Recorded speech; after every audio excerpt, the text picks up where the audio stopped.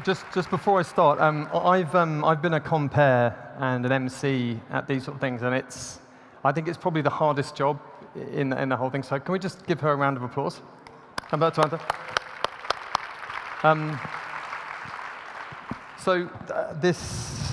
This concept of challenge your business, or challenge yourself before somebody else does it for you, is something I heard a very long time ago. I don't know who said it, but it's one of those things that had a profound impact on me. And the reason it had an impact on me was because I had a real sense of change is inevitable. Change happens to all of us at any moment in time, but we often don't notice it. It kind of creeps up on you, whether you're a business or a person. And then eventually it kind of creeps up on you, and eventually you realize that the world has changed and you missed it. And both personally and at a business, this can really fuck you up. It can really make a big difference to the existence. If you look at the history of businesses, most of them don't really do very well over a 10-year period. And you probably could argue the same thing for people. Certainly for me, it's a constant struggle of trying to keep up and trying to be a better person and do different things. So this really resonated with me. But there's another kind of core concept that, as I was trying to get to grips with why I found this interesting, both professionally and personally, was the notion that you always need to be in beta. So this notion that you're always trying to work out what you can and should be doing, what you can and should be better at. But again, that's difficult. So what does that actually mean? It's one of those things that makes you feel good. It feels like it's the right thing, but what does it actually mean in practice? And I came across this really interesting business theory when I was studying recently about the idea about exploit and explore. So if you look at the life of a company that lasts over decades rather than 4 or 5 years, they're able to do two things in equal measure. They're able to exploit what they're good at the moment, so what makes them money, what they're successful at, but they're also able to do something else, which is explore what's going to put them out of business in the future. And those two things are fundamentally different in terms of the approach and the attitude.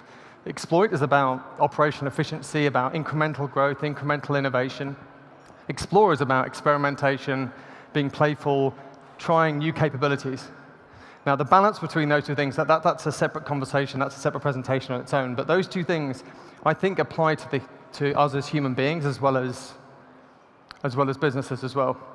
And trying to balance those things, at my business, I work in advertising and comms, we're not very good at this. And neither are a lot of our clients, because the exploit idea is about, they call it a success syndrome, so you're making good money, you're quite happy, but then the next thing you know, somebody else has come along and removed your business for you. So as I've been kind of trying to unpack this, both personally and professionally, there are three kind of things that you have to have and have to behave, and attitudes you have to have in order to try and unpack this. One is you need to be constantly sensing the environment around you, whether it's technology, culture, competitors. You then need to have the capability and the ability and the attitude to shape your business, shape yourself, and then ultimately be able to seize the opportunity. And these things are very difficult. And I've had to do this professionally recently because we recently merged a number of companies under one banner, and I was lucky enough to be part of the group of people who are defining who and what we'd be in the future. And it's not every day you get a chance to do that. But the first thing we did was, okay, well, what is going on in our business? What is going on in the world around us that we think is interesting and powerful? And if I look back on my career, and I'm going to show my age now, I've been in business about 24, 25 years. And when I began, it was, we do a TV ad, maybe a poster, little shelf wobbler in the retail environment. That was about it. And we used to talk about brand promises, here are the products and services. What you can do now is almost light and day, the difference between what you could do then and what you can do now. The concept of technology has allowed us to not just talk about what we're able to deliver, but actually deliver it itself. So there's a huge merging between what a company like mine does and what a company like our clients do.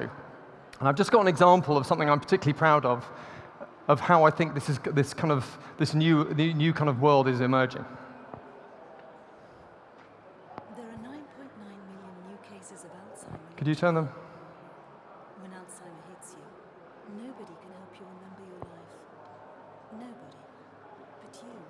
No? Okay. Is there any way of getting the volume up?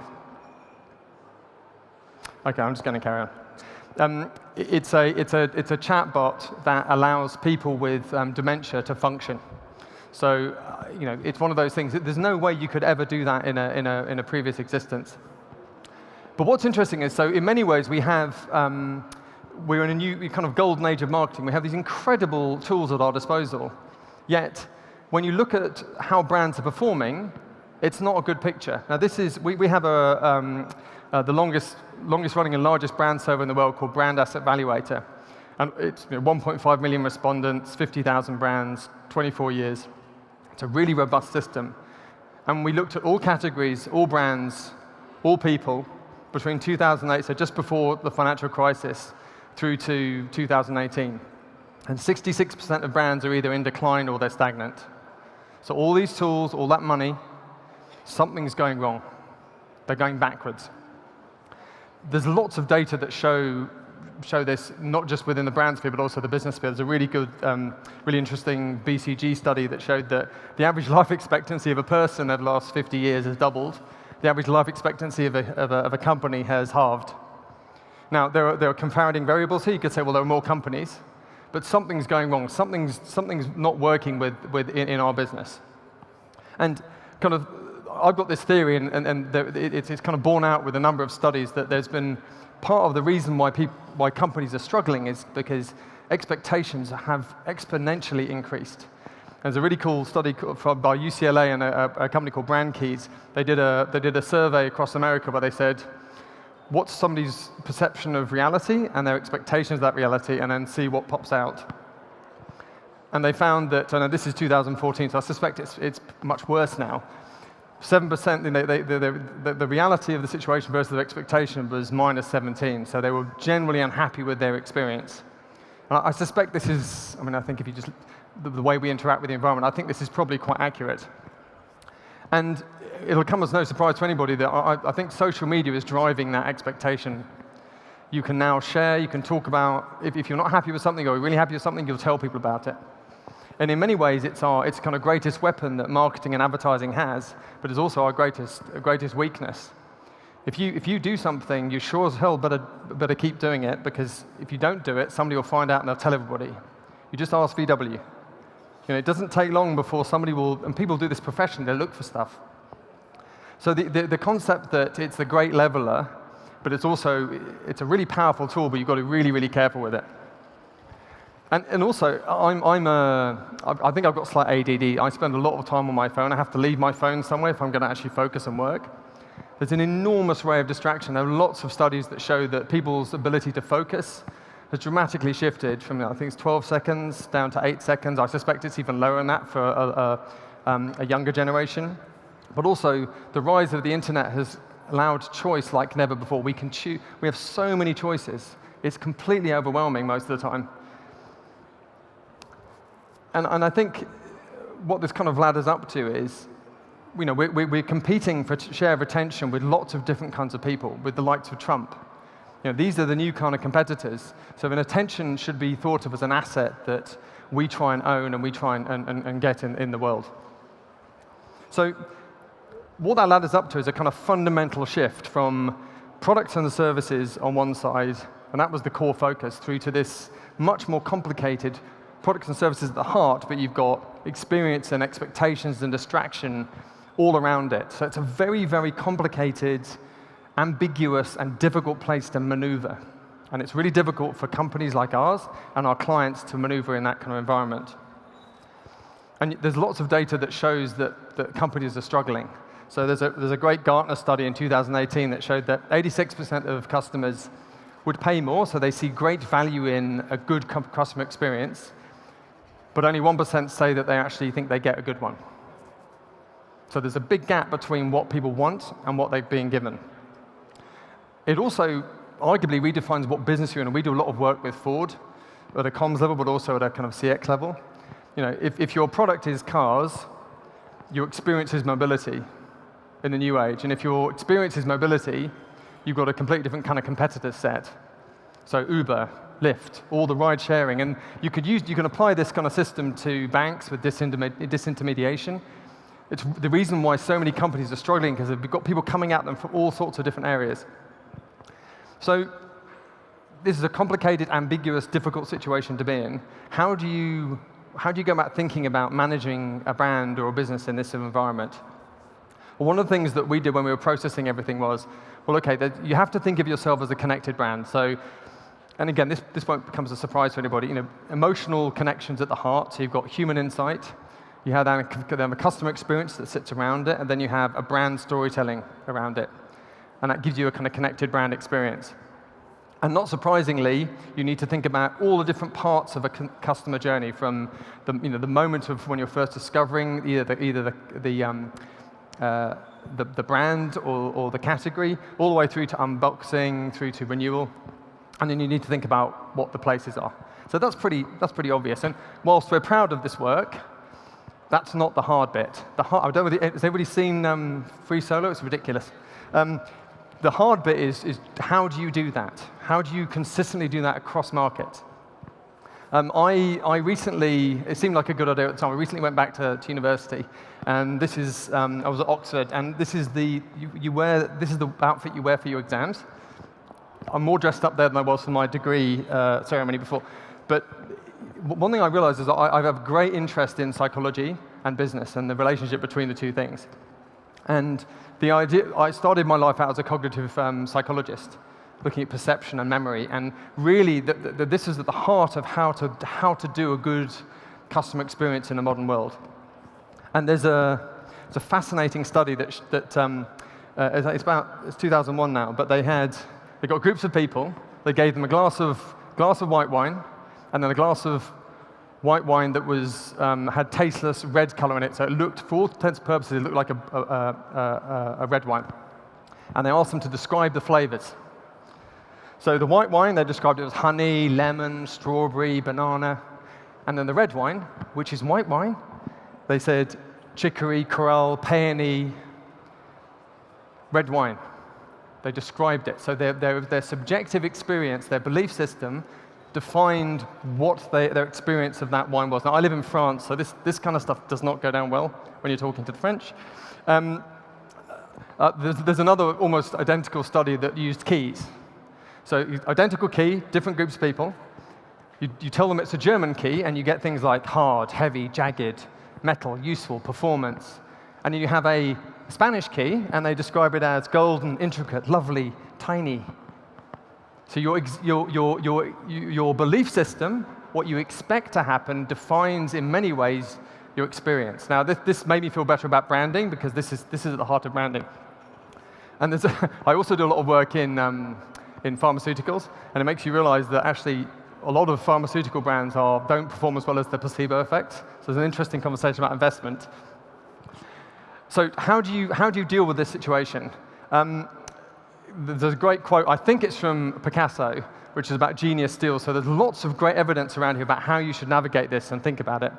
And it's very difficult to think about perception, about thinking, and not get back to Nobel laureate Kahneman.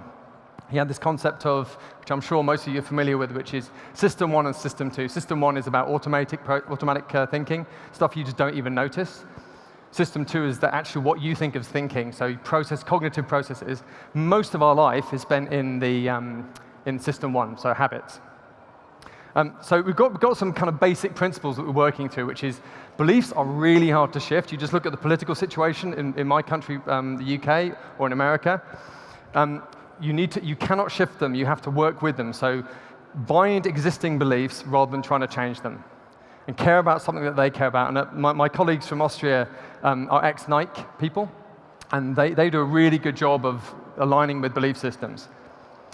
Secondly, work with System 2. So you have to find shared interests. So that means, and our business is still guilty of broadcasting stuff that potentially people aren't interested in. You have to become what they're interested in, because they will choose not to look at you. You have to earn the right for them to speak to you. Also work with System 1, so don't try and change people's habits, align with existing habits. Habits are extremely difficult to change. Anybody who's tried to give up smoking, give up drinking, it's very difficult to do, because you have habits based on a lifetime of experience. And there's a really simple formula, which is before or after X, I will do this. So you can bind it to that. That all seems quite simple. There's another thing that Kahneman found, which I don't know whether you guys are familiar with, is the idea about an experiencing self versus a remembering self, and the concept of memory. So he uses an example of a holiday. So if you go on holiday for 2 weeks, all you do is sit on a chair on the beach and read a book.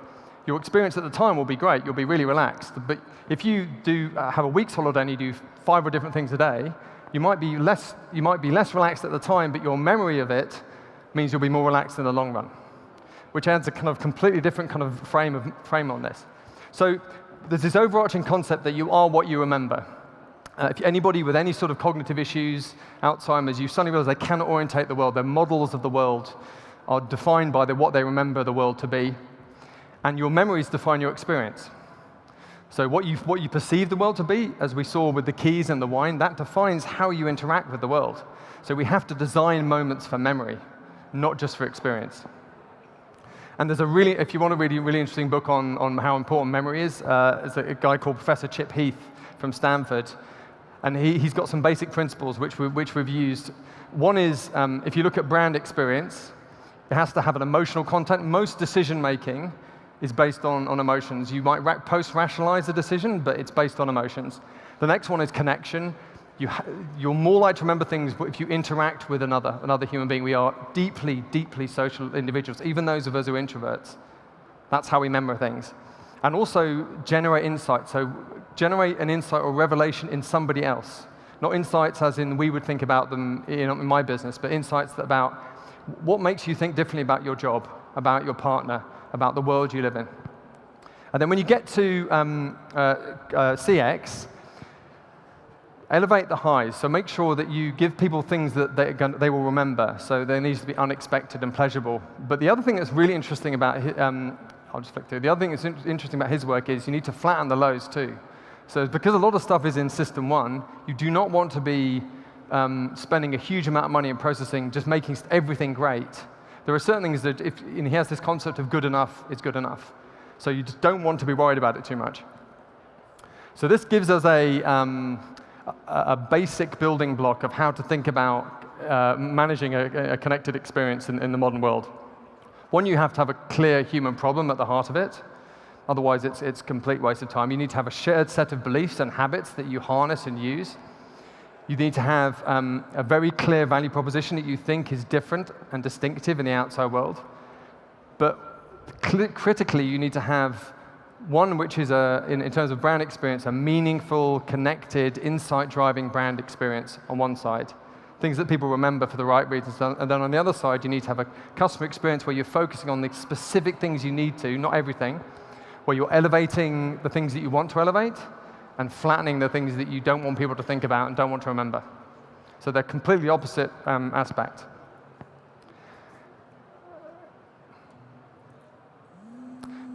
Is the music working? No, I'm going to.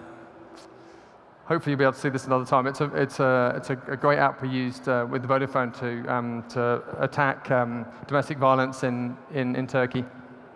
So one thing that we've been talking with my colleagues about is, well, that probably requires a different kind of skill set within an agency and a different kind of skill set within a client. So on one side, brand experience, which is the idea we need art and science. So if you've got on the top left quadrant, you've got art directors, anthropologists, ethnographers. Science, you need behavioral scientists, cognitive neuropsychologists, potentially with memory. And then on the other side, CX, which is content partnerships, and creative technologists. So I'm just going to leave with a few questions to ponder. In a new world order of expectation and experience, perhaps we should reconsider the investment portfolio about where we put MPD versus brand experience and customer experience. They're quite out of whack at the moment. How do you choose what you should elevate and what you should flatten? Don't try and do everything really well. What experiences can we create that will give genuine insights into people's lives and will help them rather than help us? In my work, for my customers, but also for my employees. So this kind of thing, the customer experience and brand experience for an employee is really, really important. Are we always in beta? Can we always be in beta? How do we do that? How do we exploit and explore both as individuals, but also as companies? And then just one last thing, my last 9 seconds. One thing I've realized is that the things that are really important in terms of exploring and pushing the boundaries of myself, but also the company, are the things that make you uncomfortable, the things that you fear, the things that you tend to avoid on a regular basis. Thank you very much.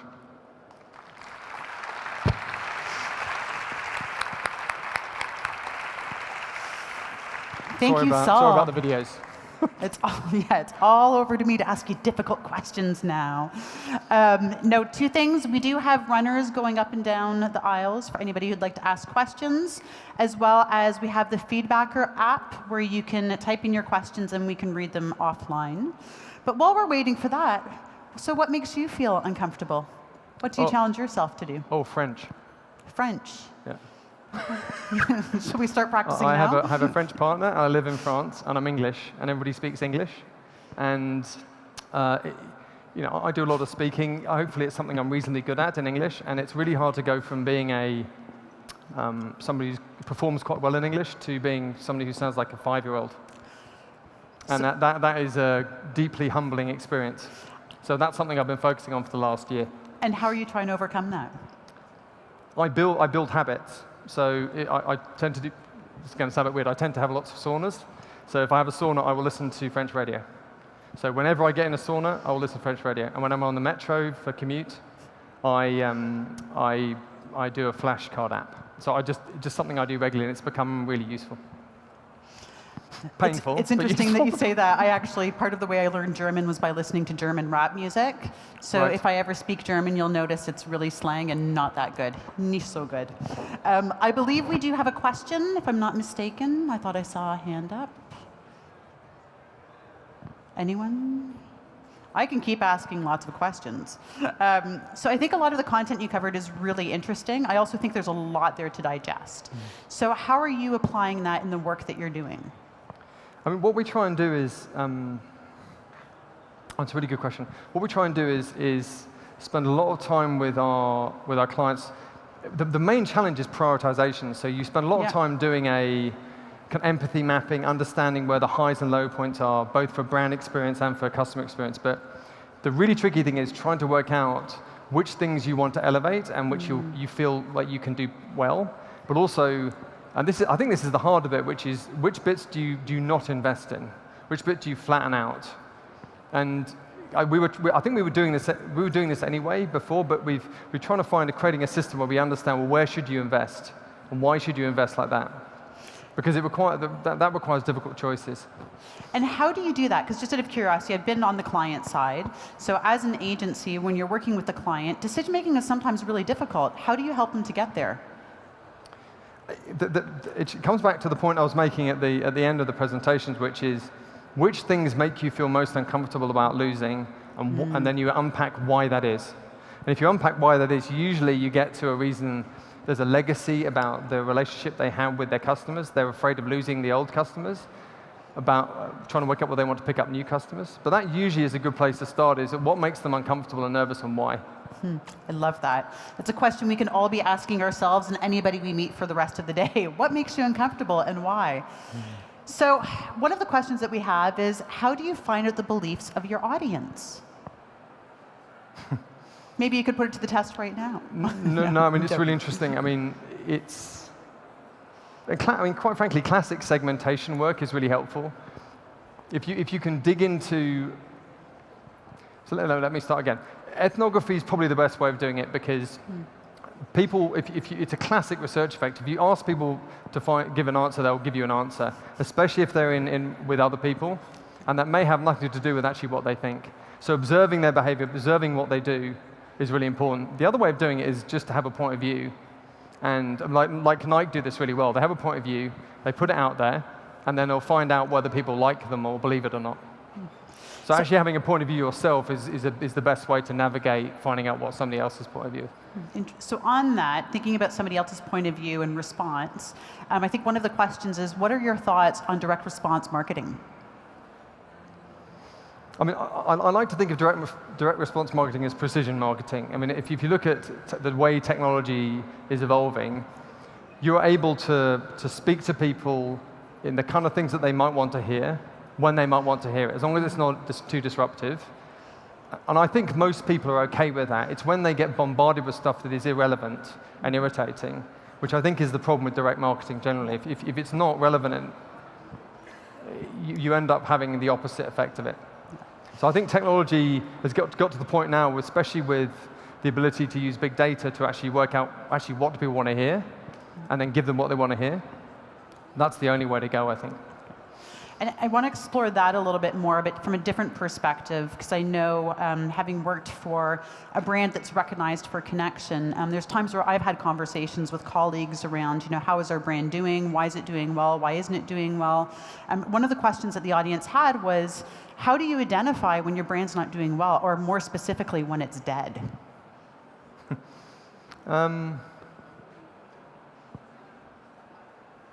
I mean, I've got a theory on this. I think there are two ways of looking at it. There's an attitudinal, something like a BAV, you can pick up brands that are struggling long before they start struggling. Yeah. But it's a bit like, how do you judge effectiveness, really? It has to be sales. If you're losing loyalty, you're losing loyal customers quickly, then that's the problem. It's the people who are really loyal to you, not the periphery. I think that's the hardest bit. So I've got a personal question on that, just on how do you judge loyalty, but more specifically around, you mentioned before, around looking at brand values, around looking at also NDP. What do you think is the best way of actually measuring how a brand is doing? How do you quantify that? I mean, the way we've done it in the past, and the way we found it really helpful, is to look at, actually, let me start again. You have to look at the context of it. So given that brands now don't exist in categories anymore, people don't exist in categories, you have to look at the relationship, how well they're doing against brands that are outside their category. So you have to, this is what BAV is really helpful for.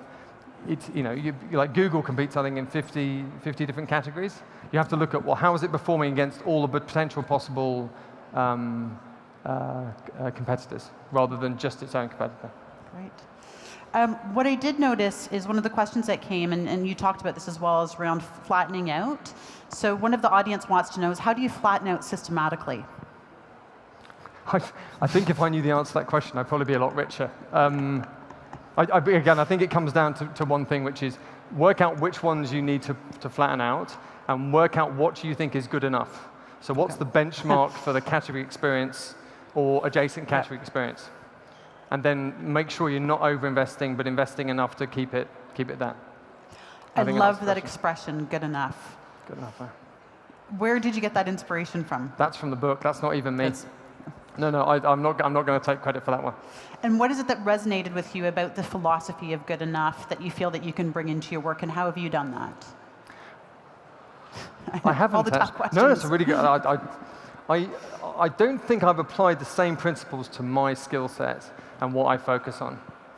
I don't think I've done that. I think that's probably something I'm going to take away from this. Interesting. So next year when we have you back, 15 seconds, we can talk about what did you learn from the questions on stage. So one of the things that I noticed, and obviously somebody else in the audience has noticed, is you pull a lot from psychology as well as books that you've read. Besides the ones that you've already mentioned, is there any other good books that you'd recommend? Actually, where Exploit and Explore comes from, which is The Innovator's Dilemma. Okay. I think a guy, Professor Christensen, is really, really interesting, because it makes you realize what a company needs to do into the future. Nice. Another one to add to our book list. Okay, I think we've got time for one more question. Let's take a quick peek. Did we have a chance to answer everything? I think we did. Can I just... of course you can. For me, it's less about books and more about podcasts. I tend to have a lot of dead time. Tim Ferriss is a genius. Yeah. I think anything like that, podcasts are much more useful. Okay. Even something like Goop, which is a bit painful sometimes, but has interviews some really interesting people. I tend to learn a lot from that, or Rhonda Patrick about biology. Great advice. Thank you. Well, as I've mentioned before, Saul will be around to answer any more questions if you want to come join him at the side of the stage or throughout the afternoon. I think you're here all day tomorrow as well, if I'm not mistaken. Till the afternoon. Yeah. Wonderful. Yeah. Well, thank you so much. I know I'm looking forward to next year when you talk about the things that you learned personal today and stuff, how yeah. you're going to apply them. And the rest of us can share back with you too what we've taken away as well. Thank you very much. Thank you so much, Cheers. Saul. Thank you. Thanks. Great job.